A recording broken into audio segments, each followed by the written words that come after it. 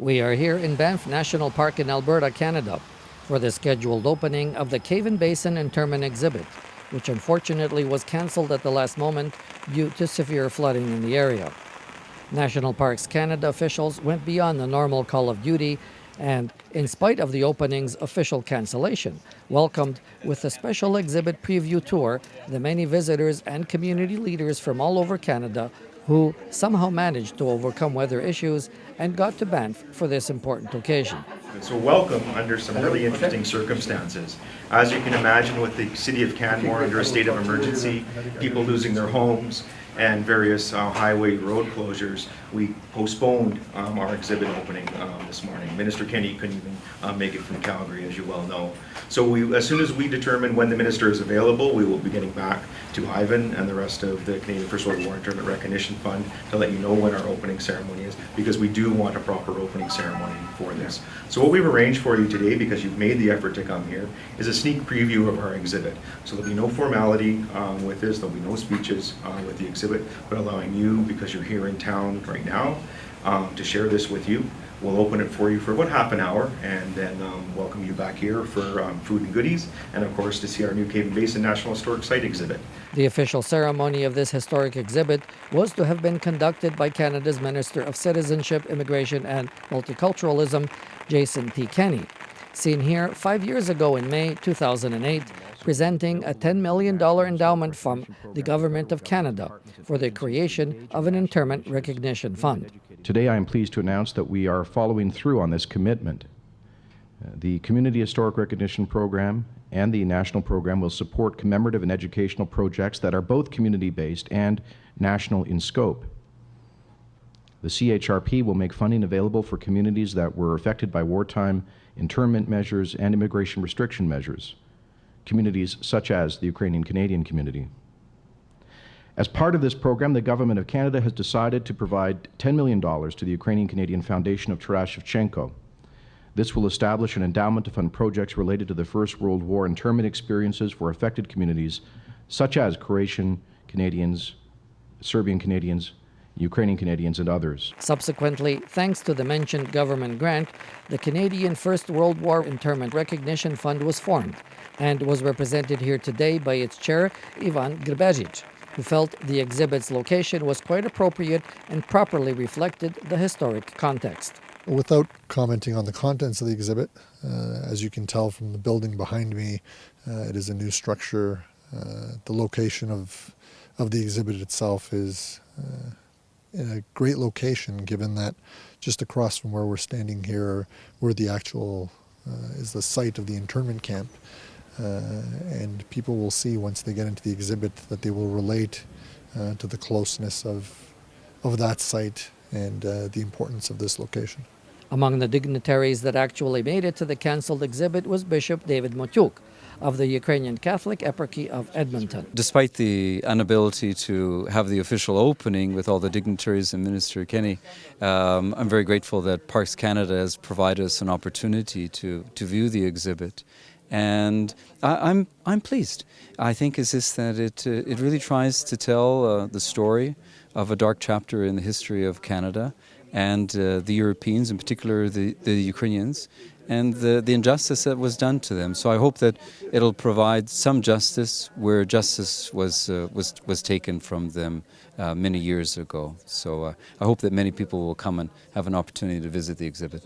Parallel to the educational work directed by the Canadian First World War Internment Recognition Fund, the Cave and Basin Interment exhibit in Banff National Park entitled Enemy Aliens, Prisoners of War, Canada's First World War Internment Operations, 1914 to 1920, was designed as a separate project by Parks in Canada to educate Canadian and international visitors about this little-known chapter in Canadian history. You know, for us, our role was to tell the whole story of national internment. There definitely was a component of it here in Banff with the Banff and Castle Camp, but our mandate was to tell the whole story from 1914 to 1920 of all the 24 camps across the country.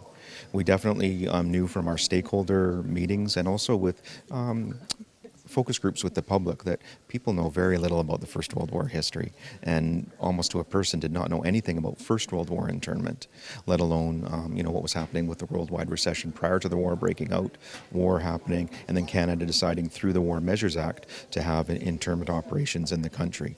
So we knew that we had to throw that context in there for people to set them up. So we tasked our research group to delve a lot into as much of the primary documentation as we could. And there was a fair amount there. We actually found quite a few internee letters, and we spoke with descendants, interviewed them. And so a lot of that perspective and voice of the internees themselves comes out in the exhibit. But we also brought in the perspective of the other people involved in the internment story. So that's the government officials, the guards, and even what the Canadian public were thinking at this time.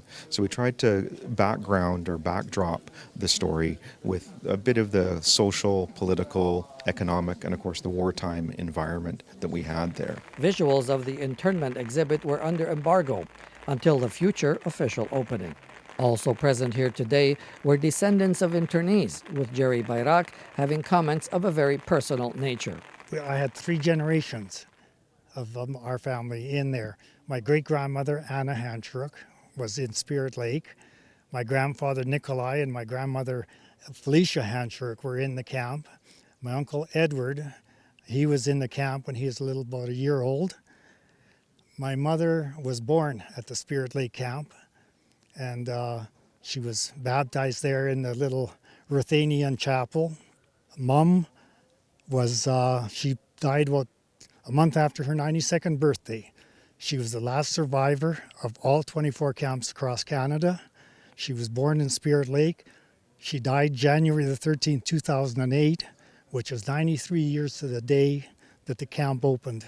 But yeah, I get very emotional. I still feel that it's too watered down. It's still making it sound like it was a 2-year retreat or something, which it wasn't. Like I say, Spirit Lake, the inmates or the prisoners cleared 600 acres of land. And then they were left out the gate and left with nothing. Council member Douglas Davis, representing the German community, also felt the exhibit was not evocative enough. Well, I think in some ways you really don't get a feeling of how poorly treated some of the internees were, especially those of Polish and Ukrainian descent, and any of the other Slavic peoples that had come from Austria-Hungary. And I think that was underplayed a little bit. I'm sure most Canadians who probably never even are aware of what happened will be quite surprised by it and perhaps even shocked. And that's even with a milder representation than I would have thought possible. Many communities are represented on the Endowment Council of the Canadian First World War Internment Recognition Fund and also had appropriate comments. The prominence of this place, I think, is good enough to attract a lot of people to come to Alberta, and when they come to Banff, this is one of the places that they shouldn't miss. Okay? They should come here. They should actually learn about the internment story and about their grandfathers, grandmothers, and the generations that came before them. This is an important site. Some may argue about its architectural design. That's always open question, right? But the fact that it does exist represents a major accomplishment for all Canadians in terms of building up the Canadian history. The Canadian cultural community was also present at this historic occasion. I think that people who are not familiar with internment will come in and have a very good snapshot of what went on. I think the exhibit does a lot to raise the questions, and I have a feeling that people will leave wanting to know more.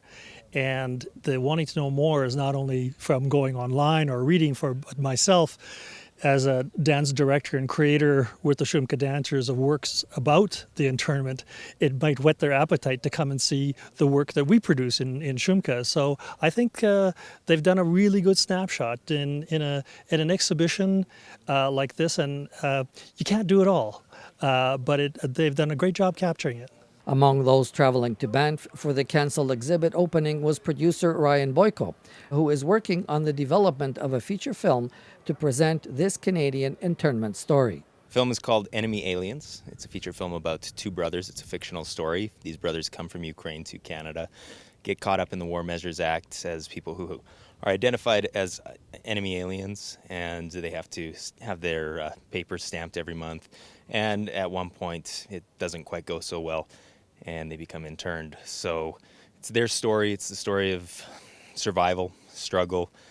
They come to this country to create a better life for themselves, and it doesn't quite go as well as they had planned. All in all, there were 24 internment camps across Canada holding 8,579 men from 1914 to 1920. Today was an important validation moment for the Ukrainian Canadian Civil Liberties Association that started work on recognition of this issue over 20 years ago. This was an internment camp for innocent men held here against their will, under armed guard behind Canadian barbed wire, not because of anything they'd done wrong, but only just because of who they were, where they'd come from.